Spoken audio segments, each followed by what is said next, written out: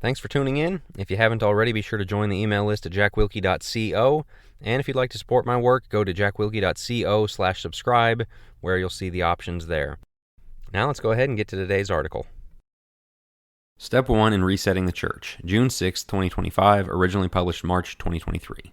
Think back to your driver's ed days. It's your first time out on the interstate, and thanks to all the warnings you read in the handbook, you're being meticulously cautious to avoid speeding.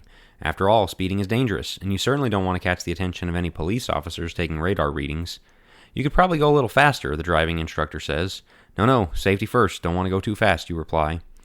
But, objects the instructor, the speed limit is 75, and you're only going 23 miles per hour. You consider his point. Oh, well, at least I'm not speeding. While you're patting yourself on the back for not being one of those reckless drivers who weave in and out of traffic and tailgate cars who do the speed limit, you're endangering yourself and everybody else by not going nearly fast enough. Sure, there's plenty of danger in driving at higher speeds, but at a certain point, slow, overly cautious driving becomes a different kind of dangerous. Where am I going with this analogy? Because we live in a time when the truth is so heavily under attack, we also live in a time when it's very easy to be deceived as to where the real problems lie. We can take great caution against an error that may be very real, but one we're not in danger of accepting. In the meantime, Satan uses our one-sided vigilance to sneak other errors in the back door. One such deception, and the one I want to key in on in this article, pertains to church leadership. There are numerous horror stories of abuses by church leadership, where ministers and elders have put undue burdens on the membership, or crossed the line and tried to micromanage people's lives, and so forth. It's certainly a problem to be aware of and guard against. However, at this point in time, churches are far more likely to swing way too far in the other direction. Church customers come and go as they please, and too often ministers and elders take a hands-off, we're here if you need us approach. As we drive 25 miles per hour to guard against over-involvement, we are sitting ducks for the dangers of false doctrine and nominal Christianity. Instead, we need a heavy emphasis on what leadership is supposed to do and not just what they aren't supposed to do. And what they're supposed to do is a lot more. The Bible's shepherd metaphor teaches us how to think about the roles of leaders and followers. God is our shepherd who feeds us, protects us, and comforts us, Psalm 23. He puts shepherds over his people, and the shepherds fed themselves instead of the sheep, Ezekiel 34. Jesus came as the good shepherd who would die for the sheep when the hireling shepherds ran away out of self-preservation, John 10. Before his ascension, he called on Peter, and by extension the rest of the apostles, to take up the mantle and feed his sheep, John 21:17. Peter in turn called on his fellow elders to shepherd their flock and set an example to be followed, 1 Peter 5:1-3. As I've written before, in our democracy-based, hyper-individualistic society, we bristle against the sheep and shepherd analogy, but it's how Christ set up his church. The church's structure is heavily dependent on elders taking on this shepherd role and executing it strongly and competently. Here are 3 ways they are to do so. Connection. The shepherd is to know his sheep. If he is going to give account for their souls, Hebrews 13:17, he had better know their names, their personalities, their strengths and weaknesses, and the state of their walk. We have missed the boat on this in 2 different ways. First, in our more successful, i.e. bigger churches, it quickly becomes impossible for elders to know their people in this way. Getting into everyone's living rooms or having every member for a visit at your kitchen table becomes impossible at a certain point. So we accept a broader managerial structure. Second, since the church is built like a business, and we, the leadership, put out the events and programs for you, the membership, the members are counseled to go to the elders with concerns or needs. That's not how shepherding works. Shepherds are to go to the members and find out what the needs are. Thanks be to God for those elders who understand this and prioritize getting face-to-face with their members. They truly are worthy of double honor, 1 Timothy 5:17. Direction. There are numerous stories in recent years of people leaving the churches of Christ or denominationalism for Roman Catholicism or Eastern Orthodoxy. One of the most commonly cited reasons is the clear path to spirituality. You don't have to wonder what to do. They tell you the what, when, how, and why. Say these prayers, do this reading, attend this mass, etc.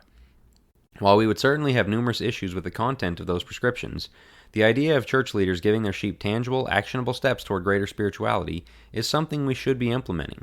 As noble as the intention is behind a congregation purchasing a set of Devo books and making them available to each member, that is not the hands-on direction people need. How much instruction do most Christians get with regard to building a personal devotional walk? You know you're supposed to read your Bible and pray. You might have had a class or 2 on what to do with that time, but has anyone walked you through the practice? That's what shepherds are for. And not only are they to teach people how to walk the walk, they are to routinely follow up and make sure you are. I've heard from elders who lament occasions like a couple coming to them as a last-ditch effort before divorce, wondering, why didn't they come to us sooner? Perhaps the question should be, why weren't you connected enough with them to know they were struggling? Sheep need that kind of direction. We need elders who can give a spiritual health score of every member in their care at any given time. Correction. This is where the accusations of meddling and overstepping become their strongest, but correction is one of the primary roles of the leadership. Let me give you an example. Many of us writers and podcasters consistently bang the drum that skipping worship for sports or other non-emergency, non-sickness events is a practice that should be unthinkable for Christians. Such articles and videos are liked and shared by the kinds of Christians who are in hearty agreement and would never think about skipping church for a baseball game. The flagging Christians, who are the true target audience, either never come across such critiques or quickly dismiss them when they do. There is no accountability there, just a hope that maybe somebody somewhere will be convicted. And by God's grace, sometimes they are. But what if elderships drew a line in the sand and let members know that if they miss worship for trivial reasons, they will be confronted, and if they still don't stop, they'll be put under discipline? Isn't that how it's supposed to work? Isn't that who's supposed to be handling this widespread issue? When you see a 4-year-old running through the grocery store screaming and knocking things over, the manager doesn't lecture the child, he addresses the parents. The kid wouldn't be running around like crazy unless the parents were allowing it.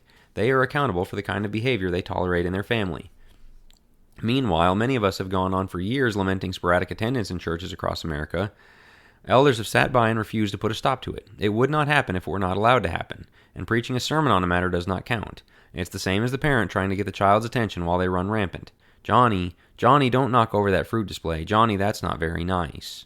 The same could be said of feminism, immodesty, porn addiction, gossip, sinful entertainment, and any other sin that gets tacitly allowed.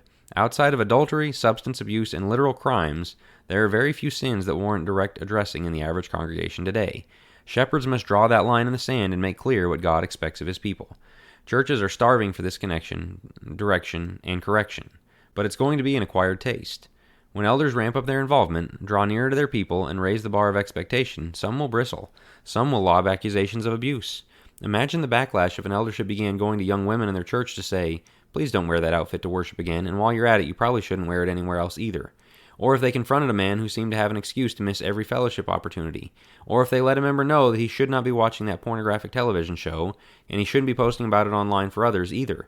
In other words, imagine the backlash if they shepherded. But if those backlash-raising voices were concerned about proper shepherding, they would recognize it when they see it, and they would recognize that we often haven't had it. In other words, they would recognize that we've been driving way too slowly rather than way too fast, and it's time to step on the gas a bit more.